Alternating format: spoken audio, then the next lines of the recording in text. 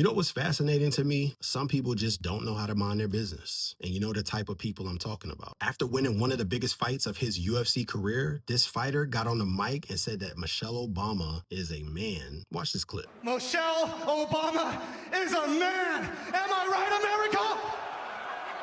And that's what comes out of his mouth? Why? Was that supposed to make us riot or cry? Was that supposed to hurt Michelle Obama? Like, this lie has been going on for how long now? This isn't a new joke and it's not political commentary. But what interests me isn't the fighter as much as what the comment represents. Because Michelle Obama is a lawyer, and we know she's a Princeton graduate as well as a Harvard Law graduate. Best-selling author, a wife, mother of two, former first lady who spends most of her public life talking about education, health, family, civic engagement, and she's even running a dope podcast with her brother. And yet someone reaches one of the biggest moments of his career and gets on a mic in front of the world at the White House, and the first thing he wants the world to remember is an insult directed at her.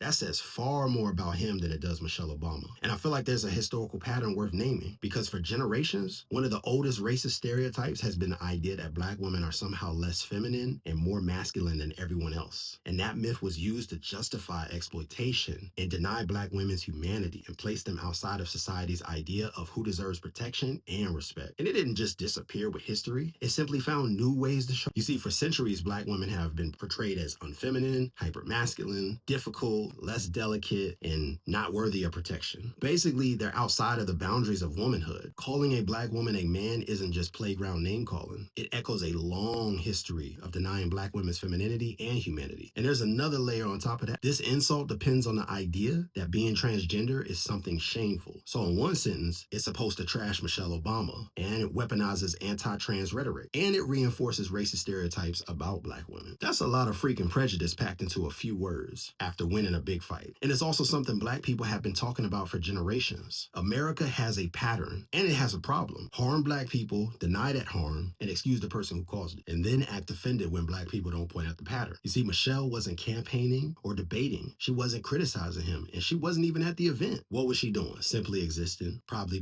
working on a new podcast episode, and he decided to make her the target of his victory speech. That choice alone is very revealing. It's very telling.